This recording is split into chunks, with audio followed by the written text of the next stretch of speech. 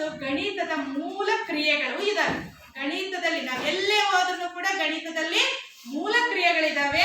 ಗಣಿತದಲ್ಲಿ ಎಷ್ಟು ಮೂಲ ಕ್ರಿಯೆಗಳಿದಾವೆ? 4 ಮೂಲ ಕ್ರಿಯೆಗಳಿದಾವೆ. ಒಂದು ಸಂಕಲನ, ವ್ಯವಕಲನ, ಗುಣಾಕಾರ, ಹೌದಲ್ವಾ? ಸಂಕಲನ ಅಂದ್ರೆ ಕೂಡುವುದು, ವ್ಯವಕಲನ ಅಂದ್ರೆ ಸಂಕಲನದ ಸುಲಭ ರೂಪ ಯಾವುದು? ಗುಣಾಕಾರ. ವ್ಯವಕಲನದ ಸುಲಭ ರೂಪ ಭಾಗಾಕಾರದಲ್ಲಿ ಕಳಿತಾ ಹೋಗ್ತೀವಿ, ಗುಣಾಕಾರದಲ್ಲಿ ಕೂಡ್ತಾ ಹೋಗ್ತೀವಿ, ಹೌದಲ್ವಾ? ಇವು ಗಣಿತದ 4 ಕ್ರಿಯೆಗಳು. ಇವತ್ತಿನ ದಿನ ನಾವು ಗಣಿತದ ಮೊದಲನೇ ಕ್ರಿಯೆ ಸಂಕಲನ. ಗಣಿತದ ಮೊದಲನೇ ಕ್ರಿಯೆ ಯಾವುದು?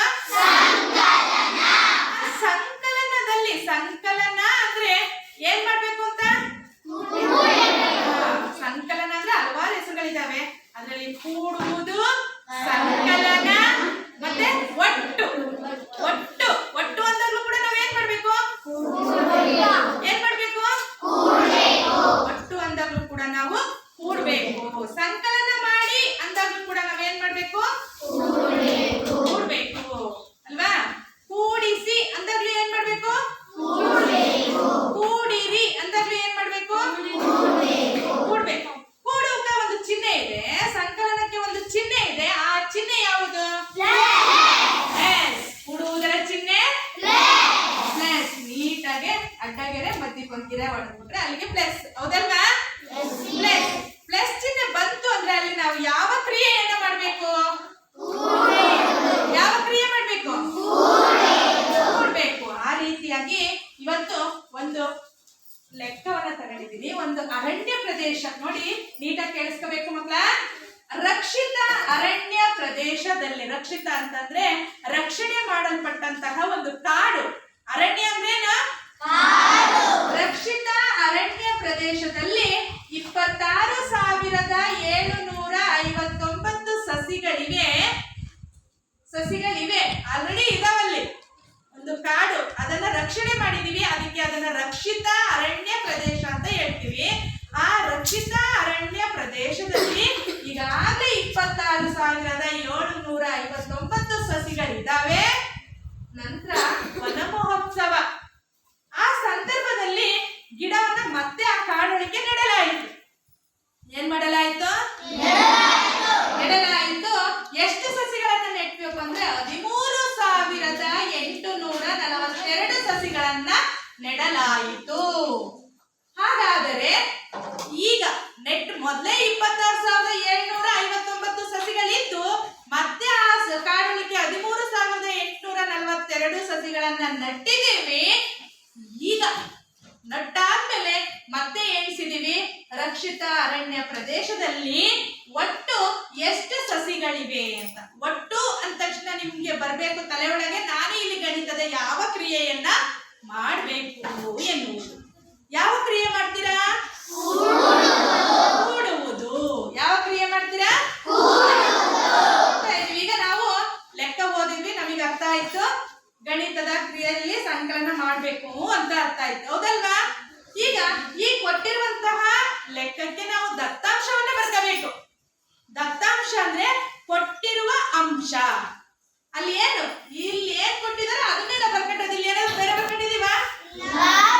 ಈಗ ದತ್ತಾಂಶವನ್ನ ನೋಡಿದ ತಕ್ಷಣ ನಿಮಗೆ ಯಾವ ಕ್ರಿಯೆಯನ್ನ ಮಾಡ್ಬೇಕು ಅಂತ ನೆನಪಾಯ್ತು? ಈ ಲೆಕ್ಕದಲ್ಲಿ ನಾನು ಕೂಡ್ಬೇಕು. ಈ ಲೆಕ್ಕದಲ್ಲಿ ನಾನು ಏನ್ ಮಾಡ್ಬೇಕು? ಕೂಡುವುದರ ಚಿಹ್ನೆ ಪ್ಲಸ್. ಯಾವ್ಯಾವುದನ್ನ ಕೂಡ್ಬೇಕು ಸರಿ, ಯಾವ್ಯಾವುದನ್ನ ಕೂಡ್ಬೇಕು? ಆಗ ಮೊದಲಿಂದ ಲೆಕ್ಕ ಓದ್ಬೇಕು. ರಕ್ಷಿತ ಅರಣ್ಯ ಪ್ರದೇಶದಲ್ಲಿರುವ ಸಸಿಗಳು ಅಥವಾ ಅರಣ್ಯ ಪ್ರದೇಶದಲ್ಲಿರುವ ಸಸಿಗಳು ಅಥವಾ ಅರಣ್ಯದಲ್ಲಿರುವ ಸಸಿಗಳು, ಹೌದಲ್ವಾ? ಹಾಗಾದ್ರೆ = 26,759. ಬರ್ಕಂಡು ಒಂದೇ ಲೈನ್ ಮುಗೀತಾ? ನೆಕ್ಸ್ಟ್ ಎರಡನೇ ಬಂದ್ವಿ. ವನ ಮಹೋತ್ಸವ ಸಂದರ್ಭದಲ್ಲಿ ನೆಡಲಾದ ಸಸಿಗಳು ಜಾಸ್ತಿ ಆಯ್ತು ಅಲ್ವಾ? ನೆಡಲಾದ ಸಸಿಗಳು ಎಷ್ಟು? 13,842. ಬರಿಬೇಕಾದ್ರೆ ಅಂಕೆ ಕೆಳಗೆ ಅಂಕೆನೇ ಬರಿಬೇಕು. ಅಂಕೆ ಅಂದ್ರೆ ಗೊತ್ತು, ಒಂದೇ ಒಂದು ಅಂಕಿ ಇರುವುದನ್ನ ನಾವು ಅಂಕಿ ಅಂತ ಹೇಳ್ತೀವಿ. ಇಲ್ಲೆಲ್ಲದನ್ನು ಕೂಡಿಸಿ ಹೇಳಿದ್ರೆ ಏನಂತೀವಿ, ಅಂತ ಹೇಳ್ತೀವಿ. ನಾವಿಲ್ಲಿ ಅಂಕೆ ಕೆಳಗೆ ಅಂಕಿನೇ ಬರಿಬೇಕು. 9 ಕೆಳಗೆ 2 ಇರ್ಬೇಕು, 5 ಕೆಳಗೆ 4 ಇರ್ಬೇಕು. ಯಾಕಂದ್ರೆ ಕೂಡ್ಲಿಕ್ಕೆ ಅನುಕೂಲ ಆಗ್ಲಿ ಅಂತ. ಅರ್ಥ ಆಯ್ತಾ? ಕೂಡ್ಲಿಕ್ಕೆ ಅನುಕೂಲ ಆಗ್ಲಿ ಅಂತ. ಈಗ ಬಿಡಿ ಸ್ಥಾನದಿಂದಲೇ ಕೂಡ್ಬೇಕು. ಈ ಕಡೆ ಸ್ಥಾನದಿಂದ ಕೂಡಂಗಿಲ್ಲ ನಾವು, ಬಿಡಿ ಸ್ಥಾನ ಅಲ್ಲಿಂದನೇ ಕೂಡ್ಬೇಕು. 9ಕ್ಕೆ 2 ಕೂಡ್ಬೇಕು. ನಮಗೆ ಯಾವ್ದು ದೊಡ್ಡ ಸಂಖ್ಯೆ, ಈ 2 ಅಂಕಿಗಳಲ್ಲಿ, ಈ 2 ಸಂಖ್ಯೆಗಳಲ್ಲಿ ಯಾವ್ದು ದೊಡ್ಡ ಸಂಖ್ಯೆ ಅನ್ನೋದು ಫಸ್ಟ್ ಗೊತ್ತಿರ್ಬೇಕು. 9 ತಲೆ ಒಳಗೆ ಇಟ್ಕೋಬೇಕು, 2 ಕೈಯಲ್ಲಿ. 9 ಆದ್ಮೇಲೆ 11 ಬಂತು ಮಕ್ಳ. 11 ಬಂತಲ್ವಾ? 11ರಲ್ಲಿ ಇದ್ರದ್ದು ಒಂದು ಕಟ್ಟು ಬಿಡಿ 1, 10 ರೂಪಾಯಿ ನೋಟ್ 1, 1 ರೂಪಾಯಿ ಕಾಯಿನ್ 1. ಅರ್ಥ ಆಯ್ತಾ? ಬಿಡಿನ ಮಾತ್ರ ನಾವಿಲ್ಲಿ ಲೆಕ್ಕಕ್ಕೆ ಇಡ್ಬೇಕು. ಇಂದ ಮಿಕ್ಕಿದ 10 ಬರುತ್ತಲ್ಲ ಅದನ್ನ ದಶಿಕ ಇಟ್ಕೋಬೇಕು. ದಶಿಕ ಅಂದ್ರೆ ಎಷ್ಟು? ದಶಿಕ ಅಂದ್ರೆ ಎಷ್ಟು? 10. ಇಲ್ಲಿ 10 ರೂಪಾಯಿ ನೋಟ್ ಇದೆ ಅಂತ. 10 ರೂಪಾಯಿ ನೋಟ್ ಎಷ್ಟಿದೆ ಅಲ್ಲಿ? 1 ಇದೆ ಅಂತ ಅರ್ಥ ಆಯ್ತಾ? ನೆಕ್ಸ್ಟ್ ಬರ್ಬೇಕು. ಅದೇ ರೀತಿ 5ಕ್ಕೆ 4 ಕೂಡಿದ್ರೆ 9 ಬರುತ್ತೆ. 9ಕ್ಕೆ ದಶಿಕ 1 ಕೂಡಿದ್ರೆ 10ಕ್ಕೆ 0. 7ಕ್ಕೆ 8 ಕೂಡಿದ್ರೆ 15, ದಶಿಕ 1 ಕೂಡಿದ್ರೆ ಎಷ್ಟಾಗುತ್ತೆ? 16. ಎಷ್ಟಾಗುತ್ತೆ? 16ಕ್ಕೆ ದಶಿಕ 1. 6ಕ್ಕೆ 3 ಕೂಡಿದ್ರೆ 9ಕ್ಕೆ 1 ಕೂಡಿದ್ರೆ 10ಕ್ಕೆ ದಶಿಕ 1. 2ಕ್ಕೆ 1 ಕೂಡಿದ್ರೆ 3ಕ್ಕೆ 1 ಕೂಡಿದ್ರೆ 4. ಹಾಗಾದ್ರೆ ಈಗ ಅರಣ್ಯದಲ್ಲಿರುವ ಒಟ್ಟು ಸಸಿಗಳು ಎಷ್ಟು? 40,000. ಬಿಡಿ 10, 100, 1000, 10,000. ಹೌದಲ್ವಾ? ಈಗ ನಾನ್ ಕೇಳ್ದರೆ ಹೇಳ್ಬೇಕು. ಜೈಸೂರಿ ನಿಂತ್ಕೊಂಡ್ಬಿಟ್ಟ. 40,601. Again repeat. 40,601. Very good. ಇಲ್ಲಿ 4ರ ಸ್ಥಾನ ಯಾವುದು? 10,000. 4ರ ಸ್ಥಾನ 10,000. ಇಲ್ಲಿ 10,000 ರೂಪಾಯಿ ನೋಟ್ ಎಷ್ಟಿದೆ? 4. Very good. ಈಗ ಯೋಗೀಶ್ ಹೇಳ್ತಾನೆ 4ರ ಸ್ಥಾನ ಬೆಲೆ ಎಷ್ಟು? 10,000 ರೂಪಾಯಿ ನೋಟು 4 ಇದಾವೆ. ಹಾಗಾದ್ರೆ ಅದ್ರ ಬೆಲೆ ಎಷ್ಟಾಗುತ್ತೆ? 40,000. Very good. ಅದರ ಸ್ಥಾನ ಬೆಲೆ ಎಷ್ಟು? 40,000. Sit down. ಈಗ ಸುಜನ್ ಹೇಳ್ಬೇಕು 0ಯ ಸ್ಥಾನ ಯಾವುದು? 1000. ಇಲ್ಲಿ 1000 ರೂಪಾಯಿ ನೋಟ್ ಎಷ್ಟಿದಾವೆ? 0 ಅಂದ್ರೆ ಹೇಳ್ಬೇಕು, ಏನಿಲ್ಲ. 0 ಅಂದ್ರೆ ಏನರ್ಥ? 1000 ರೂಪಾಯಿ ನೋಟು. ಹಾಗಾದ್ರೆ ಈ 0ಯ ಸ್ಥಾನ ಬೆಲೆ ಎಷ್ಟು? ಹೇಳು. ಕರೆಕ್ಟ್ ಹೇಳಿ. 0. ಅಲ್ಲಿ 1000 ರೂಪಾಯಿ ನೋಟ್ ಇಲ್ಲ ಅಂದಾಗ ಅದ್ರ ಬೆಲೆ ಏನಾಗಿರುತ್ತೆ? 0 ಅಂದ್ರೆ ಏನರ್ಥ? ಏನಿಲ್ಲ ಅಂತ. ಇಲ್ಲಿ 6ರ ಸ್ಥಾನ ಯಾರು ಹೇಳ್ತೀರಾ? ಕೃಷ್ಣ ಹೇಳ.